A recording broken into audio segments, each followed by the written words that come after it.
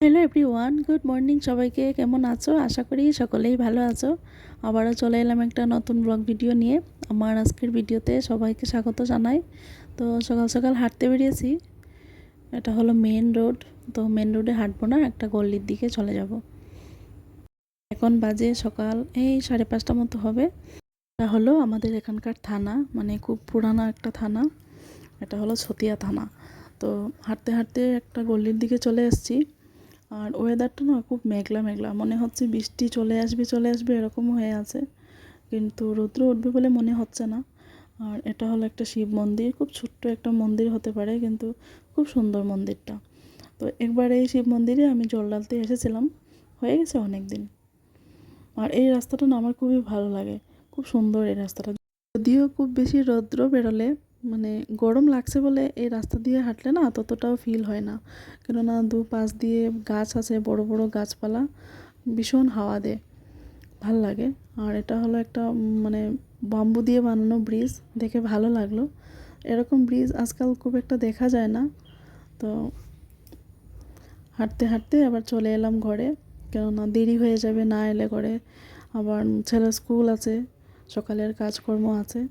তো ঘরে এসে প্রথমে উঠোনটা ঝাড় দিয়ে নিলাম, কেননা যদি বৃষ্টি চলে আসে তো আবার ঝাড় দিতে পারবো না, জল জমা হয়ে যাবে। এমনিতেই যে সামনের দিকে জল জমা হয়ে আছে, 2-3 দিন আগে বৃষ্টি হয়েছিল, সেই জলটা এখন অবধি জমা হয়ে আছে। তো রৌদ্র দিয়ে মানে দেয়নি বলে শুকায়নি। তো এবার কাপড়গুলো কেচে আবার নেড়ে দিয়ে যাবো রান্না করে, কেননা ছেলের স্কুল আছে, রান্না করতে হবে। আমি ভাত বসিয়ে দিয়েছি, আর এই আলুটা আমি সেদ্ধ বসাবো এবার। আলুটা সেদ্ধ করে আলুর ঝোড়ো বানাবো, পেঁয়াজ, কাঁচা লঙ্কা, টমেটো এসব দিয়ে, ধনেপাতা দিয়ে আলুটা এবার সিটি বসিয়ে দেবো। প্রচুর পরিমাণে নোংরা থাকে আলুগুলোর মধ্যে।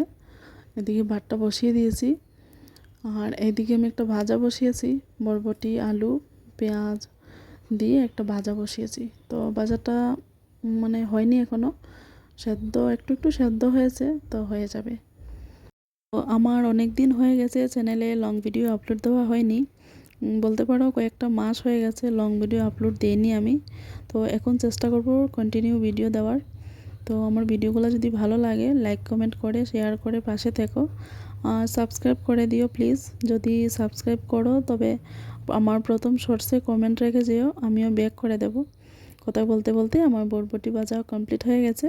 আবার রুটি বানাবো, শাশুড়ি মার জন্য রুটি করব, সেখান থেকে ছেলের স্কুলে টিফিনে দিয়ে দেব। আর এই যে আলুর ঝুড়ো করেছি, এটা ধনেপাতা, পেঁয়াজ, কাঁচা লঙ্কা, টমেটো সব দিয়ে এটা খেতে ভীষণ ভালো লাগে, ভালো মানে একটু সময় নিয়ে করতে হয়। আর এই যে ছেলের টিফিনে আজ কিছু দিতে পারিনি, মানে তারা অনেক কাজের তাড়া ছিল আমার। রুটি দিয়েছি, সস দিয়ে রোল করে দিয়েছি।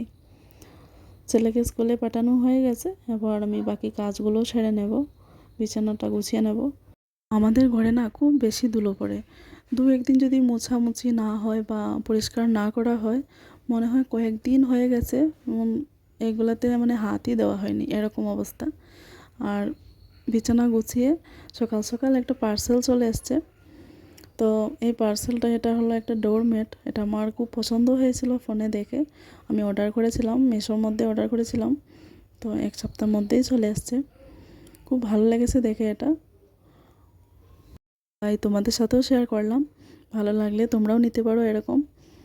দরজার সামনে দেওয়ার মতো তো আছেই, এখন মনে হলো খাটের সামনে একটা দেওয়া দরকার, সেজন্য সেটাও নিয়ে এলাম।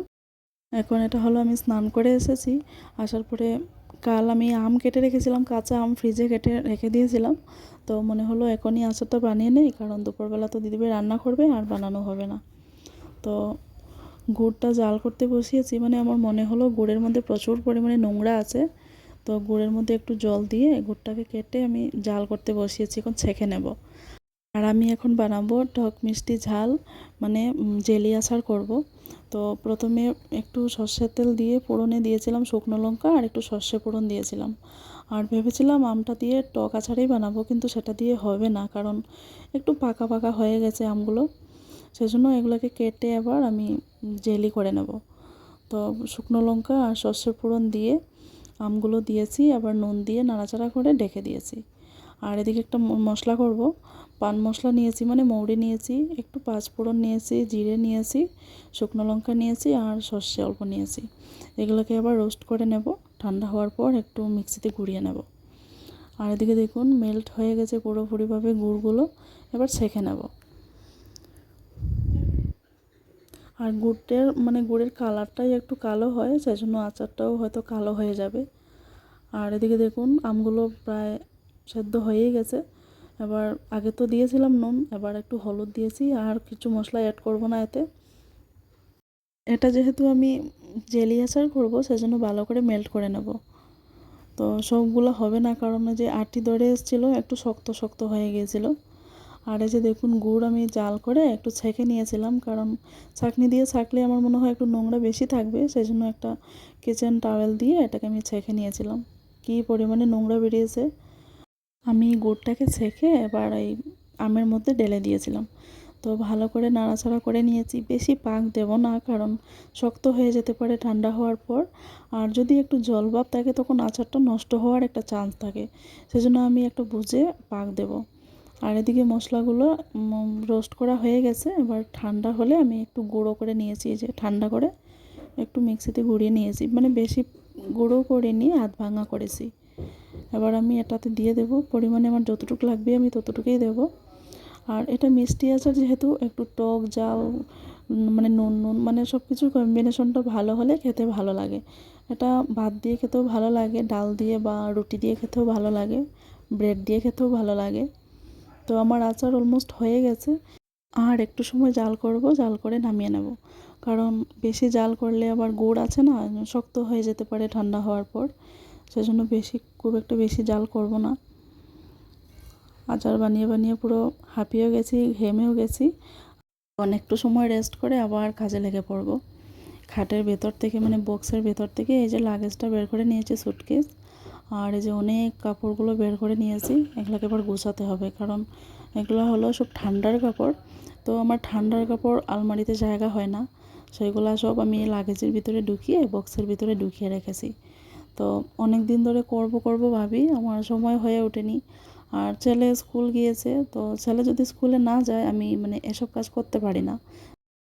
সকালে কাঁচা কাপড়গুলো শুকিয়ে গেছে, খুব একটা রৌদ্র উঠেনি, কিন্তু হাওয়া দিয়েছিল বলে পাতলা পাতলা কাপড় তো শুকিয়ে গেছে। তো ভাবলাম ছেলেটা আসার আগে এসব গুছিয়ে রেখে দিই। আর এখন যেহেতু ছেলের স্কুলে একটু দেরি করে ছুটি হয়, মানে এই 2:30 নাগাদ ছুটি হয় স্কুল থেকে, আস্তে আস্তে এই প্রায় 2:50-45 এরকমটা হয়ে যায়। তো এগুলো এবার আমার আলনাতেও গোছানো হয়ে যাচ্ছে। এই কাপড়গুলো শুকানোর পর মানে কখন আমি গুছিয়ে রাখবো এরকমটা মনে হয়। আর যদি না রাখি মনে হয় মানে অনেক বড় আমার কাজ মানে রয়েই আছে, কখন শেষ হবে এরকমটা লাগে। তো তোমাদের কার কার এরকম মনে হয় আমাকে অবশ্যই কমেন্ট করে বলো। আর আমি খুব পছন্দ করি যে কোনো জিনিস গুছিয়ে রাখা, অগোছালো হয়ে থাকলে আমার ঠিক ভালো লাগে না। ছেলের কাপড়গুলো রেখে দিয়েছি ওর ঝুড়ির মধ্যে, আর দু একটা ভালো কাপড় ছিল সেটা আলমারিতে ঢুকিয়ে রেখে দিলাম। তো আমার আলমারিতেও জায়গা হচ্ছে না, মানে গুছিয়ে রাখলে তো হয়েই যায় একটু জায়গার মধ্যে। আমার আজকের ভিডিওটা কেমন লেগেছে অবশ্যই কমেন্ট করে জানিও। ভালো লাগলে সাবস্ক্রাইব করো। আজকের মতো বাই বাই।